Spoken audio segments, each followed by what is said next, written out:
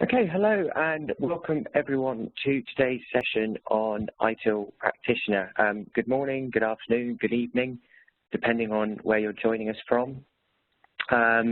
Just before I begin with the session and go through some of the intros and what we're planning to cover today, I just have a couple of housekeeping bits that I want to cover off first. So the first thing is today's agenda. Myself and Lou, our speaker, will be looking to speak for about 35 to 40 minutes, at which point we'll then open it out for questions and answer session. If you do have any questions, please either put them into the chat box or the Q&A box on the right-hand side of your screen in one of those boxes, and we'll look to answer as many of those questions as possible. On the same note, if you do have any issues, then please also do send those in through the chat or the Q&A boxes. I'm afraid I can only do one thing at a time, so while I am speaking, I'm unable to help with the chat and the Q&A, but I will do my best when I pass over to Lou for her section.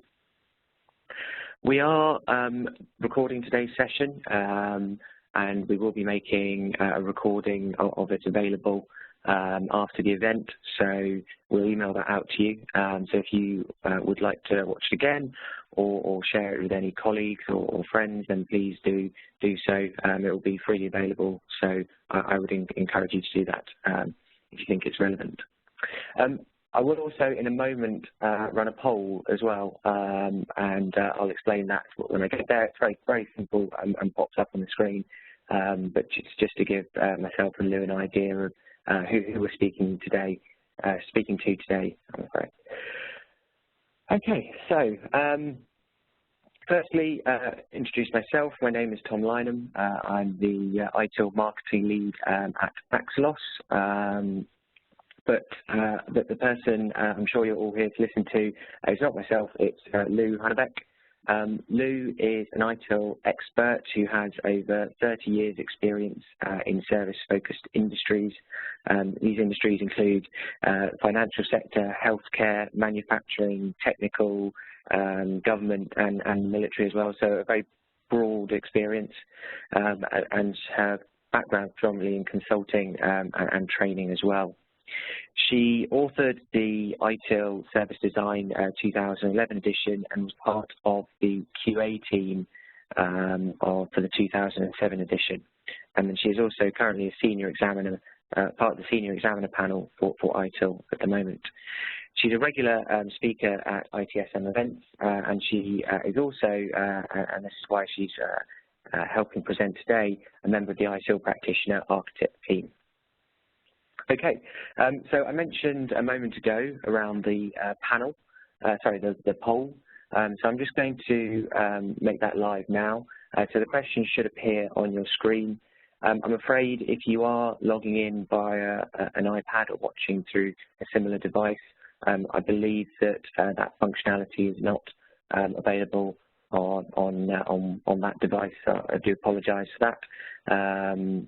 I can see lots of responses coming in, which is great. So thank you for that. Okay, just waiting for those responses to come in. Give it a couple more seconds. Thank you to those of you who've responded. We've got over 75% of you have now responded, which is fantastic. So thank you for that. And I'm just going to close the poll in 5, 4, 3, 2, 1. Okay. So the system just takes a little bit of time just to process those results. So if you bear with me, I do believe if you started the polling process, you can still answer in this time. And just wait for the last couple of seconds before that gets signed off. Okay, perfect. So the results. So it seems like we've got a very, very even spread. So as I mentioned, we got around 75% responded, and a very, very even spread. So Lou, this is more for your benefit, but we have 17% would describe themselves as ITSM practitioners, 17% would describe themselves as ITSM management, 17% would describe themselves as consultants, and 13% are trainers, and the rest are in the other category. So thank you again for responding to that poll. So what are we going to cover today in the session? So I'm going to kick things off with a very brief introduction on sort of why Practitioner was developed, a little bit of the story behind the development, and then very briefly introduce what ITIL Practitioner is and how it fits into the existing qualification framework. Lou's then going to dive into that, into the syllabus and what's actually making up the meat of ITIL Practitioner in a lot more detail. And also cover off who should be who's Practitioner designed for, who should be taking it, and some of the benefits. And then I'm going to close things off with a very quick slide on Axelos professional development and where you can find out some more information before we then open it out to that Q&A session that I mentioned. Okay, so as you all know, we're speaking about ITIL Practitioner today, and just some of the high-level messages that I want to convey today. The first, we announced a couple of weeks ago that we expect the first public exams to be available in February 2016. So working very closely with our partners. Obviously, obviously, Axelos as a business does not deliver any of the training ourselves, but we're working very closely with our partners to make sure that that is available as soon as possible. And I think you can see on the slide there, WebEx has nicely reformatted it for me slightly, but it's being described as an evolution. And why is it being described as an evolution in the framework? This is because it's additive and it's completely complementary to the existing framework. We're not changing any of the core, and it fits in, and it's been designed so it's not disruptive. And I hopefully by the end of the session you'll have a much clearer picture of that, and Lou will go into more detail around how that works. So this is the existing qualification framework as it exists today, obviously without the light bulb box, which I'm sure you can all guess what will be in that box in a later slide. But I want to go back first to 2014 and really sort of just give a bit of background and context as to why Axelos decided to hire the fantastic team that Lou is part of to help develop ITIL Practitioner. So 2014 for Axelos and the ITIL team in particular was a real year of consultation. So we consulted with the IT community. We consulted and had a lot of conversations with our partner community, the accredited community.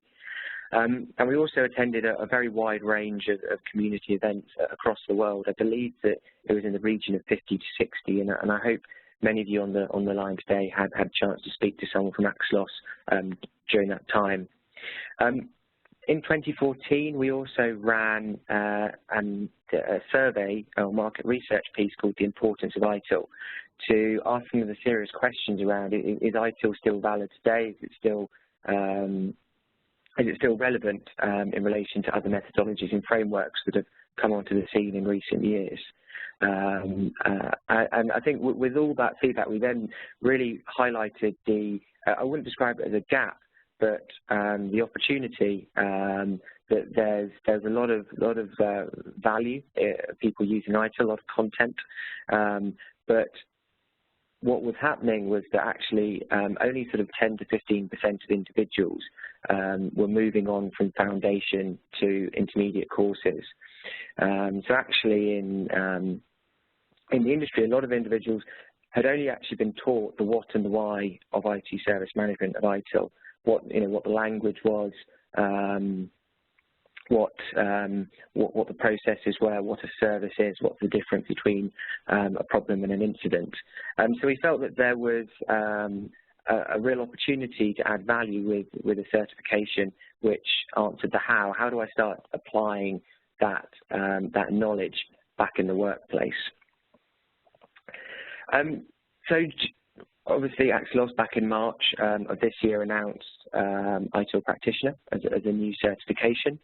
But that's not where the consultation stopped. So we do feel that we've developed this with the community in mind. We've had various review stages, not just within Axelos.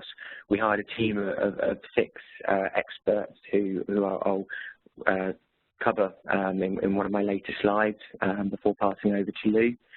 And we also had a portal on our website where we had lots of great feedback and responses as to what people thought would be valuable to a practical certification. We also ran a survey back in July as well, and what you can see on the screen here are just some of the most sort of common phrases that we received on that survey. And I think we've got over 700 responses, which is fantastic. But things like more focus on adopt and adapt. We need guidance on the how-to, making it relevant to solving business problems. So we feel like this has been developed for the community, but also with the community as well. And so this is the new qualification framework as it will exist in February once it launches. So I think one of the key things to note is the complementary nature of it. So foundation is a requirement for ITIL Practitioner, and I hope you'd all agree that this is a logical step, that you need to know the language, you need to know what ITSM is, what ITIL is, and before being able to apply that knowledge back in the workplace. But apart from that, there's no other requirements on it.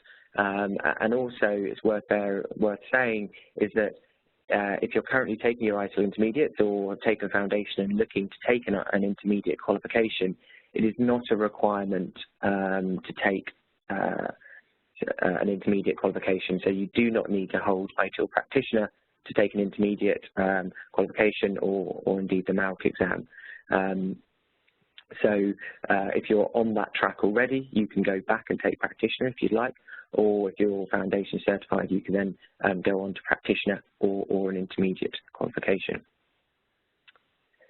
And then finally, from myself, I just wanted to highlight the team that affectionately called PAT, or Practitioner Architect team, that really did a lot of great work on pulling this together.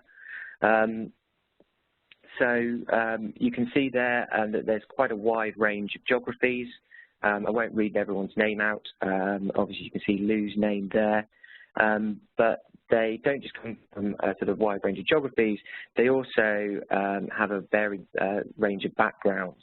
So someone like Kevin Burr, who's very well regarded and respected within the DevOps community, right through to Paul Wilkinson from Gaming Works, who is more on the simulation side, and then going back to some traditional sort of key figures of the ITSM space and the ITIL space as well, so past authors, but also those who haven't written anything for ITIL or any of the exams in the past. Okay, so without further ado, I've spoken enough. I'm going to pass over to Lou, so if you bear with me one moment, I'm just going to hand the baton across and let Lou take you through the majority of the rest of today's presentation. Hello, everybody. And I'm going to be getting control in just a second here.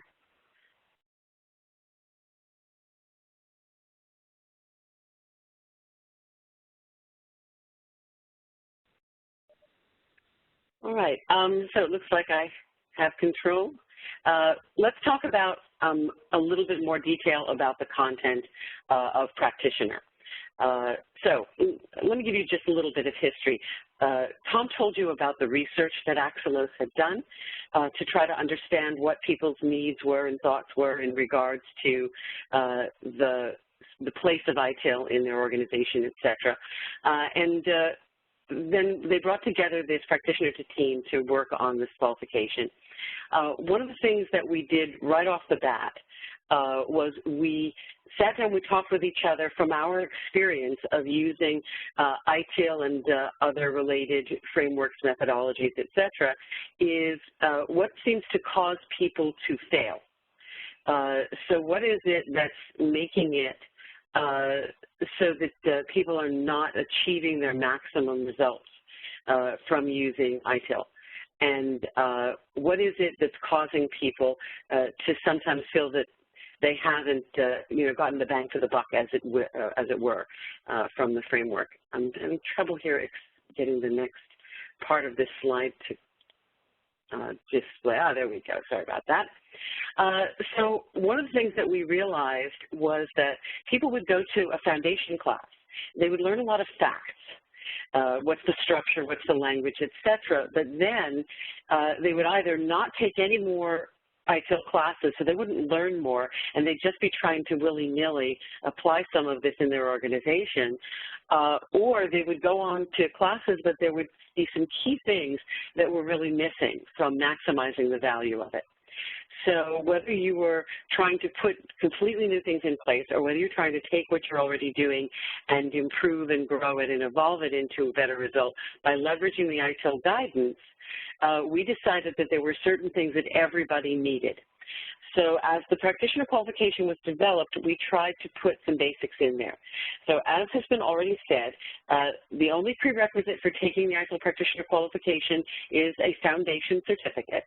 That would mean, quote, V3 foundation, so something subsequent to the introduction of the life cycle approach, 2007 edition, 2011, so a current qualification. But then the practitioner itself is not a prereq for anything else. So you could take foundation, then practitioner, then go on to more intermediates and go to expert. You could take the foundation and not take practitioner at all, and then just go on and take some intermediates. You could be already taking some intermediates and go back and take practitioner if you so desired. It's additive. It's adding things that aren't there already to the qualification. So what we're trying to do with this is the intermediate courses do deep dives into the specific best practices recommendations. They talk specifically about service design or service transition or service operation, or in the capability side, they talk specifically about sets of related processes, or for my UK colleagues, processes, and get detailed into what ITIL says you should do if you want to leverage these best practices. However, what they don't necessarily get into are some of the softer skills that make it possible to use that guidance. And what is in MALC, which is the Managing Across the Life Cycle or capstone course, that for experts is a much deeper dive into knitting it all together, and you're not eligible to take MALC until you're already ready to go for your expert qualification. So that's too late. And the regular existing intermediates are focusing on a different role. So what practitioners are trying to do is provide a starter kit. If you're just learning about the ITIL best practices and you want to have some of these skills that are necessary to apply them effectively in your own organization, this is kind of a quick start on those important skills. So what we have here in the practitioner is we're using the CSI approach as an organizing framework, and we've identified some critical competencies that you need to have in order to apply the best practices recommendations that are in ITIL. And we've also looked at some broad behaviors that people should follow, some principles that they should adhere to as they look at the specific practices and try to apply them. And that we're referring to as the 9 guiding principles. So in the qualification, we have the 9 guiding principles, critical competencies, and the CSI approach as an organizing framework. Because of the nature of this being very much about applying the best practices recommendations that are in the core ITIL guidance, this can be easily added to the scheme without interfering with the content in the other qualifications. And if a person takes practitioner, it will count as 3 credits towards ITIL expert if they so desire. So it doesn't disrupt anyone who's already done expert. It does give another option for someone who's in the expert path. And if you never go on to expert, then, of course, it doesn't matter how many points it is. So let's talk a little bit more about who the target audience is. Who would be a practitioner, and what would they want to get out of this? Essentially, the only thing that we absolutely know about someone who will take ITIL Practitioner is that they have a foundation certificate. We don't know for certain that they have any practical business experience. We don't know for certain that their organization has an organized and structured service management program. We don't know whether they have a lot of ITIL experience and they've taken intermediate courses and that sort of thing. So the only thing we know for sure is that they have a foundation level of knowledge of ITIL. So this course is targeted for people who have that beginning conceptual knowledge of ITIL, but now they need to get more practical skills for how to apply that knowledge. And as we said, there are many different reasons why you might choose to take this, but essentially we want to get more to doing skills and what you can do to be successful in using any of the best practices. Now, the good news is we've also learned that some of the guiding principles that we espouse are also evident in some of the other frameworks, methodologies, best practices, philosophies, bodies of knowledge that are out there. So some of these guiding principles we're going to talk about will be resonant with people who are not only using the guidance that's in the ITIL framework, but also organizations who are trying to adopt a DevOps approach or who are using Lean or Agile. So it really has beautiful synergy here with other things that are going on. As we said, in terms of the content of ITIL Practitioner, it is very much additive to the framework. It is not really competing with any of the other qualifications. So if you think about this, we have our continual service improvement approach as an organizing framework. And if you look at the CSI book in ITIL, the amount of time spent on the CSI approach is really minimal. It's just discussed briefly as basically a way of going about figuring out what to do and how to do it. And where we're really looking at more detailed guidance on the CSI approach is a publication that was part of the 2007 release, and that is Planning to Implement Service Management. So we've drawn on guidance from there as well as on guidance from the core books. Then we also said, beyond the guiding principles, what specific skill sets does someone need some competency in order to be able to apply the best practices in the organization? And we settled on organizational change management, metrics and measurement, and communication. That these are areas where you need to demonstrate some basic skill sets, no matter what you're going to do in your organization. If you're going to run an entire service management program, if you're going to be part of your team's contribution to improvement, if you're going to be trying to make improvements in your own personal area in the organization, at any level that you would be trying to make improvements or make changes or institute new ways of working, you need some competencies in these areas. Now, we are talking about a starter kit. So obviously, you could have separate courses on every single one of these critical competencies. Practitioner is not trying to teach you absolutely everything that you might possibly ever want to know about organizational change management or metrics and measurement or communication. We're trying to help people to develop some core basic skills that will get them started and allow them to then mature those skill sets going further in time. So that's very much the mindset, if you will. And because of that, there's not a massive amount of overlap with the existing qualifications. Now let's talk a little bit about the actual 9 guiding principles. And as I said, we looked at not only what would cause people to be successful with service management and ITIL specifically, but we also looked at things like Lean and Agile and DevOps and Six Sigma and Scrum and things like that. And we said, well, what is it about these other frameworks, methodologies, philosophies, approaches, et cetera, that is making them attractive? that is causing people to want to leverage them in their organizations. And we found that there was an enormous amount of synergy between what we were coming up with for success in service management and these other areas. So these guiding principles really came from not only service management success, but also success using some of these other areas. So the first of the guiding principles, we've described it as focus on value. And this is all about the fact that everything that we do as a service provider, whether we're an IT service provider or any kind of service provider, has to ultimately lead back either directly or indirectly to value to the customer and or the customer organization or business. So the people we are serving as a service provider, they have to receive value for what we're doing. And that if this is a principle that guides our behavior, then every time we go to implement an improvement or a change in what we're doing as a service provider, we're always going to be asking that question: how will this improve the results to the customer? So not just how will it make it easier for us inside the service provider organization, but how will it lead to a better result for our customer? So that's one principle for people to adopt. Another one is called design for experience. And in this we're saying not only do we want to focus on delivering value to the customer, but we need to make sure that we look at the entire experience of our customers and end users of interacting with us, and look at this as a complete experience and look for how we can improve the experience that our customers and users have when they're interacting with us.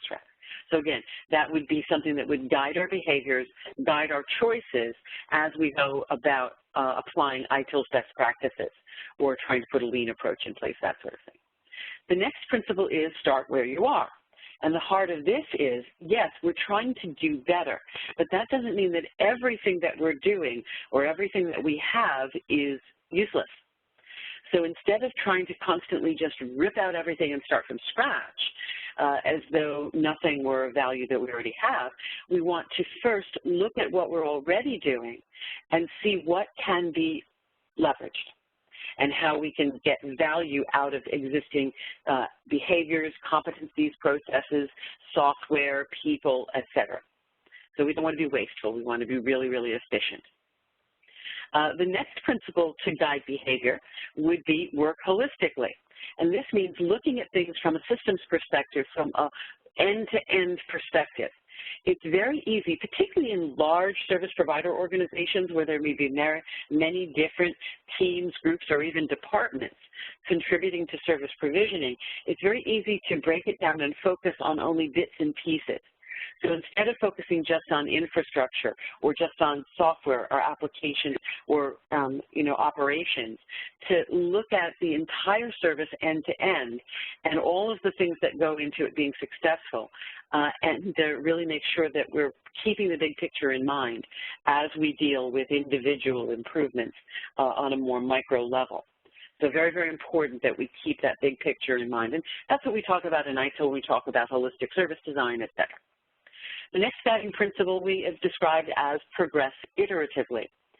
This will be very, very familiar to people who use Agile or Lean, but the whole idea is perfectly natural and appropriate for any approach, and that is don't try to boil the entire ocean. Every journey, no matter how far you're going, has to be done one step at a time. So the work needs to be broken down into manageable pieces. And we're really talking about making sure that each step achieves something that is valuable, that is consistent and complete. So you could associate with this the principle of minimum viable product. That's perfectly appropriate there, but progressing iteratively. And there could be a sequence of related things going on one after another, or there might be multiple iterations for improvement happening in parallel, but we have to be mindful of having things in manageable pieces of work. The sixth of our 9 guiding principles we've described as observe directly. And this really has to do with the importance of making sure that decisions we make are based on objective and accurate information. So in Kanban, this is referred to as going to the Gemba, or going to the source. The idea is if you want to know what's really happening out there in your organization so that you can then make the right decisions for improvement, you should actually go and see. Don't just look at data and assume that you know what's happening. Too often that's what is done, and then the improvements that we make or the changes that we make aren't really always the right ones. The next of our guiding principles is keep it simple. And I sometimes say keep it simple. No, really. In a zeal to address every issue and every aspect, of every issue, sometimes people make something overly complex. We've all probably experienced a concern of a process-based approach as being very bureaucratic. Well, that's a good example of a situation where what we've done is we've done bad process. Keeping things simple speaks to only put in place the controls, the structures, the metrics, etc., that are truly necessary to consistently provide the desired result and no more. So keeping things simple and straightforward and clean and, if you will, lean is a very, very practical approach, and that should guide any decisions that are taken in applying the ITIL best practices. The next of our guiding principles is collaborate. It is so important for people to not work in little silos or little independent groups without working with the other people who are around. Working in isolation rarely produces the best result.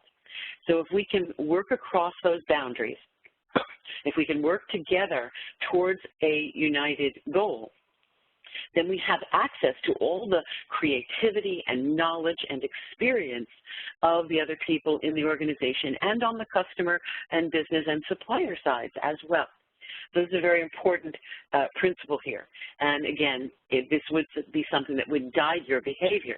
So let's say you've decided to work on improving the change management process. Well, who are the various stakeholders on any level that would be impacted by that? Excuse me. And how can we collaborate with them appropriately? I'm just going to mute myself for 1 second here.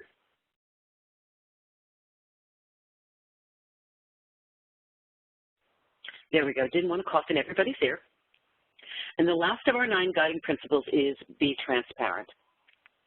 And the principle here is that when improvement activities are being done kind of behind a shield in silence, then rumors will run rampant. People will start being obstructive because they don't know what's going on, and we won't have access to all the resources that we might want or need for the collaborate part of this. So we really need to be transparent about what is going on, why we're doing it, how it's being done, and how it's going to impact the various people. And really that will get less resistance, more participation, and more support. So hopefully if we look at that principle as we're attempting to apply the ITIL guidance or applying any other thing, we should be much more successful as we go forward. Okay? So as you can see, these guiding principles are something that we should be using kind of as a litmus test as we figure out not only what we're going to do, we are going to be working on improving release and deployment management so that we're more efficient, but at the same time we have better, more comprehensive testing. You know, maybe that's something that what we're doing. Okay, but how are we going to go about doing that? There are going to be lots and lots of choices. You then have to go ahead and apply these guiding principles in defining your how, right? Now, in addition to the guidance, so that we've developed written guidance on these areas, on the use of the CSI approach, on the 9 guiding principles, and on the 3 critical competencies of communication, organizational change management, and metrics. So this guidance has been put together into a document that's being published just like all the other documents, and included in that is a toolkit. And that toolkit is things like templates and checklists and things like that that can be used to drive organizational change and to use metrics and measurement and to improve communication. So there's a lot of practical things here that will allow people to hit the ground running, if you will, to say, okay, well, what can I do? Let me start here. Let me apply this. Let me get at that right away. So we're trying to really get people where they can go. This is not at all a one-size-fits-all type of approach, not with the toolkit and not with the guidance. So as we said earlier, whoever is trying to make a difference in their organization can benefit from practitioner. It could be it's an individual contributor that wants to improve things that they themselves are working on, or maybe in their small group of a few people. It could be an entire team that is trying to make improvements, even though maybe organizationally they don't have a full-blown service management program going on. Or it could be an entire department or division that wants to develop their competencies in these areas and drive better and more successful use of the ITIL and IT service management principles. So we tried to write the guidance and the syllabus for the practitioner qualification with that in mind, that anyone could benefit from this no matter what the level.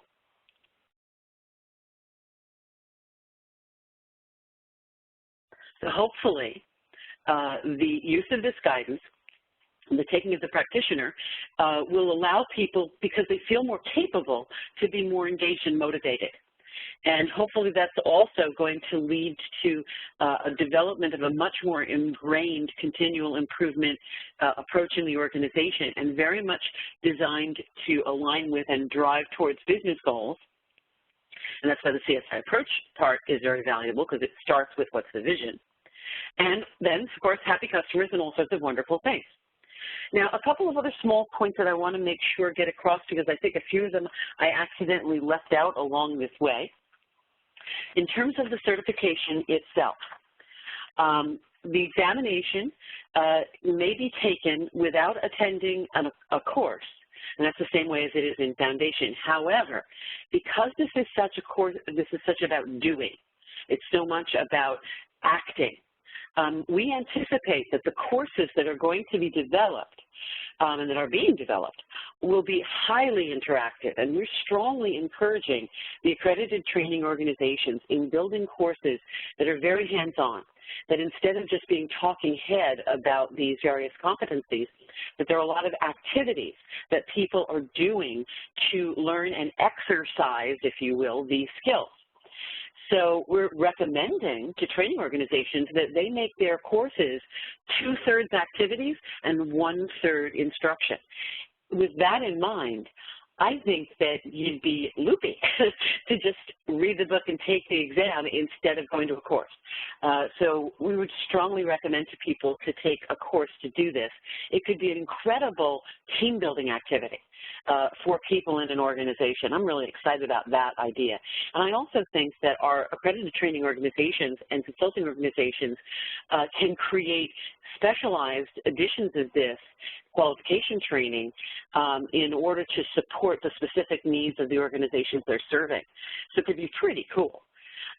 We've tried to target the content of the syllabus so that if they wanted to, the content of the course, not the exam, but the content of the course could be delivered in 2 days. But I think it'd be grand to have even more time than that to really exercise these skills and get at the heart of the matter. So that's really cool. The exam is 40 questions, 40 questions. Candidates will have 1 hour and 45 minutes in which to complete it. They will have some scenarios as well as specific additional information to use in order to answer those questions. So we want people to learn skills that they can apply to specific situations, and that's why in the questions they have to apply what they've learned about practitioner skills and competencies to specific scenarios and situations. It is the first exam associated with the ITIL framework that is open book. Now, what book? The ITIL Practitioner Guidance book only. So not books created by training organizations, but only the actual official guidance. It may be referenced during the exam, but it is an open book and exam, and that is unusual. So we've never done that before, or Axelos, and then before them the Cabinet Office and the UGC had never done that before. So with that, I'm going to think I've covered the things that we may have left out to this point. I'm going to hand this back to my colleague, and he will take it from here. Perfect. Thank you. Perfect. Thanks, Lou. So we've had lots of questions come in, so thank you for that. Before we get on to those, hopefully I'm going to cover a couple off in these next 2 slides. but we'll then I'll do these very quickly, and then we'll get back to the Q&A. What I do want to mention quickly, and I apologise because this is going back to the marketing guy, I don't want it to be a sales pitch, but I do want it to be something which is relevant and maybe of value to yourselves. We did recently launch the ITIL Professional Development Programme. And there will be, so there's currently available the ITIL badges, for digital badges for all the relevant levels of the qualification framework. But there is also a discount, so £25 or your equivalent currency if you register for this program by the end of the year. What's in it, you ask?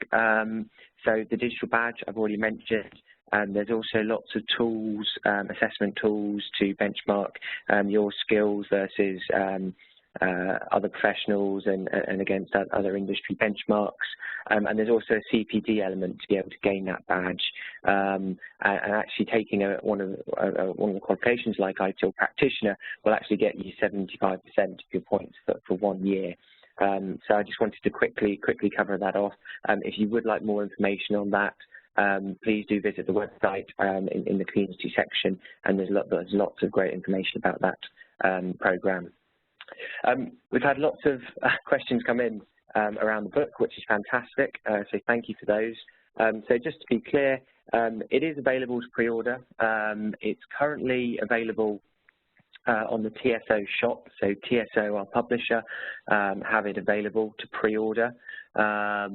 And it will be available on the ITIL store as well in a couple of days' time. There is a discount, so it is retailing at 60. The RRP is £60, and there's a 25% pre-order discount, so it's available for £45, or that's a rough estimation in US dollars there, based on sort of a recent search for the on a currency converter. In terms of the book, it isn't available yet. It is only available to pre-order, but it is looking to be launched. The current plan is for the last week of January, so that it needs to be available for the public exams. So that is the current plan. And if you put your pre-order in, and I see a couple of you have mentioned that you already have, which is great, thank you, then you'll receive that when that becomes available. We did get a question about ITSMF 15, the conference in London, which takes place next week.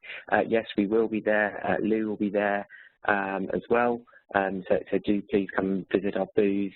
We won't be selling the book because they're not available, and the pre-orders are only available online, but we will be running a competition on the booth to win one of 5 copies of the guidance when it launches. So do pop by if you're visiting that event.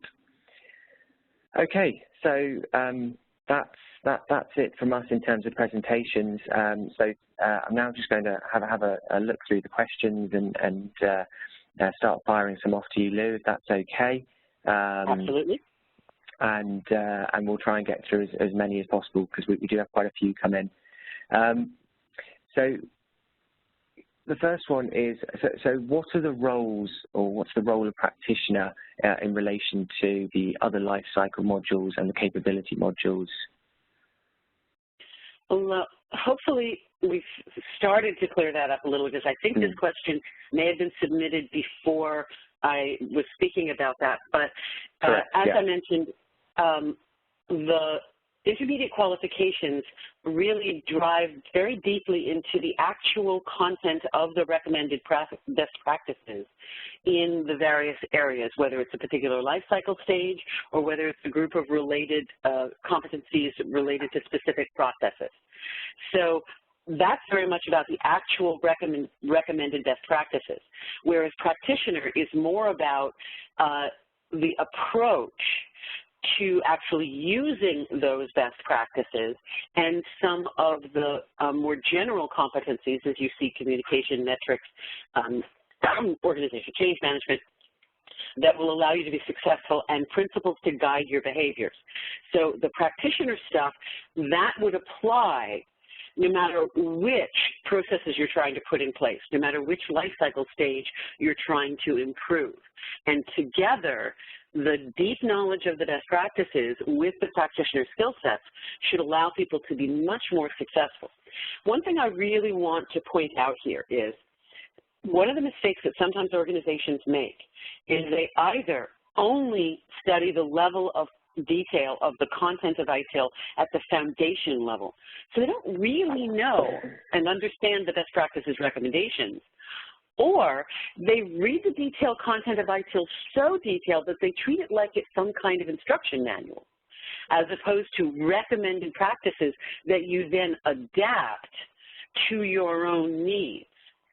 So we're hoping that by learning about these practitioner skills and then using them to critically analyze the best practices recommendations and adapt the specific recommendations to their own needs, people will get much, much better results. But it doesn't mean, just because you know practitioner, that you don't want to need to then still dive deeply into the true recommended best practices.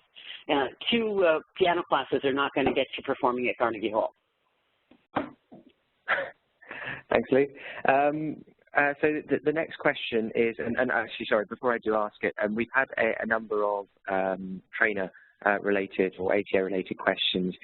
So given this forum, I think it's best that if you do have anything relating to accreditation or training requirements or anything like that, my email address is on the slide.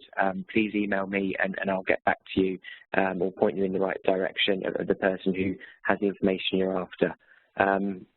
So the next question for you, Luke, is how does one reconcile the existence of the new how qualification after years of guidance that ITIL wasn't going to tell one how because it was a framework one needed to adapt to one's own organization? Well, what we're not doing is we're not telling people specifically how to do incident management, for example. We're not saying you must do incident management in exactly this way, or you must do availability management in exactly this way. That has continued to be true. That kind of specificity, you have to know what the particular company is. So practitioner is really based on many, many, many years of experience of seeing when people are unsuccessful. At the heart of it seems to be a lot of this. And from the comments that I've been seeing and hearing and feedback that we've been getting, this level of how seems to be exactly what people have been looking for. So Exos has been trying very hard to be responsive to the market and understand that there is somehow help that we need, and this is it, or at least this is a good start at it. Okay, perfect. Thank you. So one from a practitioner here. I have the ITIL Foundation and have recently started a role in service design. Will the ITIL Practitioner qualification aid my understanding and help me in my role of a service designer? Yes and no. No in the sense that it's not doing a deep dive into service design specifically. However, yes, absolutely, because in order for you to design services well, if you apply these guiding principles, if you develop competencies in the critical competency areas that we've discussed, if you use the CSI approach for improving your own methods, then you are much more likely to do well. It's not going to be the deep dive into service design, but it is going to be really, really important skills.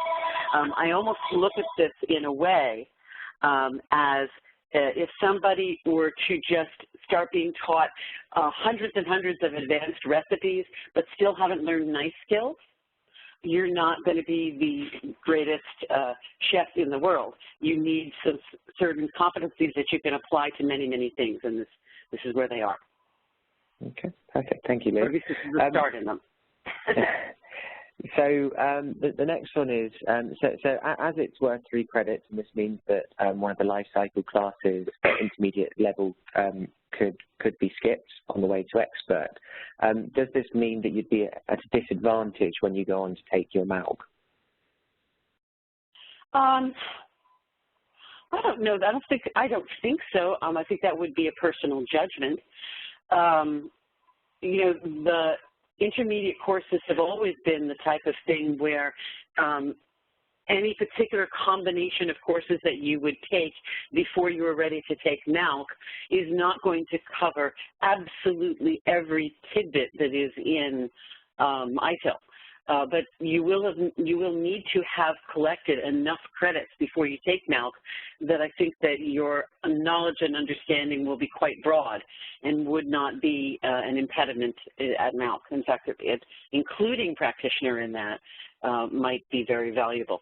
Keep in mind that even though you're required to have a minimum of 15 credits in addition to your foundation, that doesn't mean you can't take more if you want. So, you know, have at it. Thank you. So this is not really a question, Lou, but just someone's fed back that the 9 principles are absolutely fantastic, and that they can feel themselves becoming an ITIL practitioner evangelist already, which is fantastic. So thank you for that comment. All right. So we've had a couple come in around how there seems to be a very agile approach running through those 9 principles. And practitioner generally. And one question particularly, is practitioner more advanced than the existing agile? I'm not 100% sure which exact definition of agile or agile certification you'd be referring to, but can we replace agile practice that we have in our organization with practitioner? I don't think it's necessarily an apt analogy in the sense that we're not saying this is how you do agile. We're saying that these principles, apply them in whatever you do. So if you've decided that, let's say you decided that your way of developing applications in your organization has been too waterfall, it's too slow, it's not responsive enough to the business needs, and you would like to become more agile in the way that you do things, then the idea of working iteratively and working holistically and collaborating, all these ideas will be applied to how you make those changes and how you adjust your approach. But this is not teaching you how to specifically change your application development approach, or whether it's not telling you specifically how to change service design and service transition. It's just saying as you make those changes, here's some principles to follow that are likely to give you a much better result. Wonderful, thank you. So the next one is, since I presume this is technology agnostic, how do you define hands-on activities in the ITIL practitioner context? I'm not. I think that you're trying to say if you're going to be in a class and they're doing activities. Well, remember that service management is so much more than entering an incident into ServiceNow or Remedy or something like that. So, you know, when we're talking about hands-on activities, we're talking about things like presenting a situation. I can imagine that an ATO might do something like presenting you with a situation in a company and saying, the company's, you know, the organization has decided that they want to make improvements to their service catalog and how they define services. So let's go through the CSI approach, applying the 9 guiding principles and determining how to do communication and metrics and organizational change management along the way in order to make those changes to service catalog. So that wouldn't necessarily require specific technologies to do that. It is, you know, vendor agnostic. It is technology agnostic. You can be, you know, you can be cloudy, or you can be on-prem, or you can be this or that or the other thing. It wouldn't matter. So the activities are very much about how to make an improvement or a change to the organization. Perfect. Thank you. So I appreciate that we're sort of coming towards the top of the hour. We do still have a lot of questions to get through. So if you do need to rush off, thank you for joining. Would very much appreciate it if you did complete the feedback form that should pop up once you exit the session. I do appreciate all the feedback that we get. So thank you for attending the session if you do need to go. For those of you who would like to stay on, and Lou, I hope you don't mind if we do continue to answer some questions. No worries. Perfect. So we've had a question around the picture on the front of the book, and yes, they are ferns. I remember in my ITIL Foundation training, we actually spent a good bit of time discussing why the picture on the front of each book was selected for each life cycle stage. Lou, I don't know if you had any thoughts on what the ferns mean to you. They're pretty. Yeah, I remember that when the 2007 edition came out, Ivor McFarland, who wrote, I believe, Service Transition, had made up this entire story as to why there were pea pods on the front of his book and why it was significant that one of the pods was missing a pea from the pod.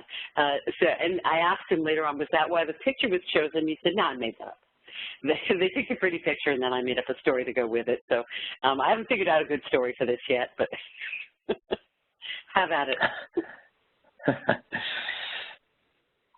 Okay, so we've had a couple of questions incoming around the sort of translations of the exams and the guidance, and sort of if there's any provisions for non-native English speakers. I believe that there are provisions if you are taking the exam in English, but we are also looking at our translation strategy and supporting as many languages as we can, which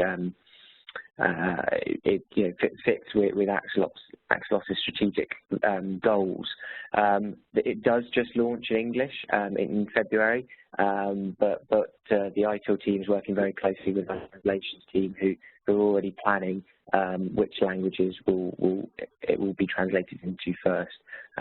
So I can't say which exactly, I'm afraid, but do bear with us on that, and we'll update you when we have more information. Okay, so I'm just switching to the Q&A box now, just to see. So we've had one question around the presentation slides. We don't tend to make them available. What we do is share the video recording. If you would like a copy of the slides, though, please do just send me an email and we'll get them sent out to you. So if you would like a copy of the slides, that's no problem. Let me just email me or put a message in the chat box, and I'll get those sent over to you in the next couple of days.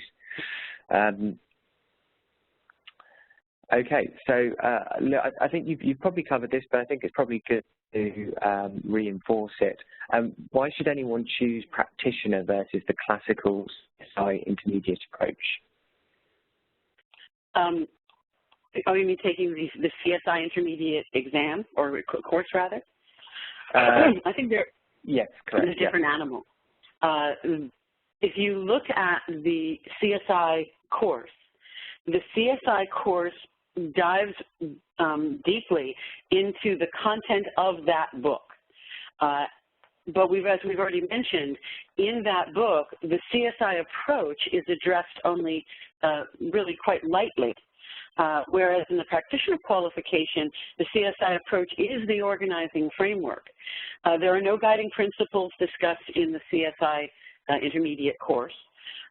There is, of course, guidance on metrics and measurement, but there isn't much on organizational change management. There is material on communication, but it's not all the same material. So there's really actually minimal overlap between the two courses. And as we have said, the practitioner course is targeted at an introductory level for these competencies. So it's trying to get people some basic skills to get them started. Having those basic skills could then make your CSI experience more robust, but only you can decide if you think that based on your overall learning path for what you're trying to accomplish in service management, whether you want to take both of them or whether you would want to take one or the other. So that would be a judgment call, and I would suggest that you discuss with your accredited training organization their advice.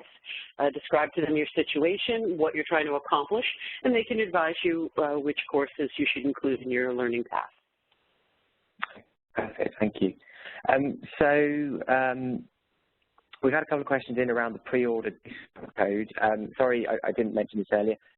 If you'd like to pre-order the book, the code is PR25. I've put that in the chat box, please use that at the checkout on the TSO store. And apologies for not making that clear up front.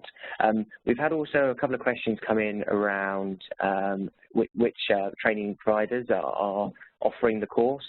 So as soon as courses, so as I said earlier, we're working very closely with our partners to make sure that the courses are publicly available for February, and as soon as all the sort of stages have gone through and those courses are available, you can find those on the trainers' sites, of course. But we will also list all of the trainers who are providing the courses on the ITIL Practitioner qualification page as well, so you can see all the lists there as well. And of course, if you've been working with a particular ATO, accredited training organization, reach out to them and ask them what their plans are, and are they in the process of developing courses. Some providers are already fairly much deep in their development process of their courses and plan to offer them quite soon. Others may choose to offer them, but they're not going to be ready right away in the beginning, so you should talk to your ATOs that you've been working with. Yeah. I just want to reiterate as well, we're having a number of trainers and partners sending in questions around the accreditation process, getting access to the materials. If you haven't had communication from us or not seen that communication, please just email me and I'll point you in the right direction. That's no problem at all. Okay, so I think this is probably the last question I'll ask, and apologise for those questions you weren't able to cover. But as an ITIL expert, what would I learn from the practitioner exam/course? I think that it depends on you and your personal work experience. So, you know, some people, although they have taken a lot of ITIL courses and they have achieved their expert qualification, they may not have a lot of business experience. They may not have done much in the way of organizational change management.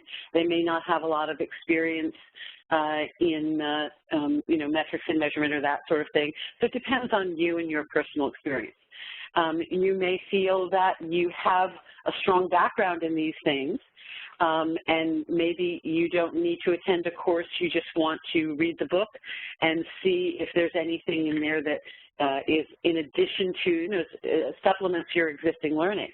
I anticipate that in many organizations that have an IT service management program going on, that their experts who might be leading that program will still want to do practitioner together as a group to help them in terms of a team building activity to determine how some of the things that are espoused in practitioner can be improved or applied in their own program.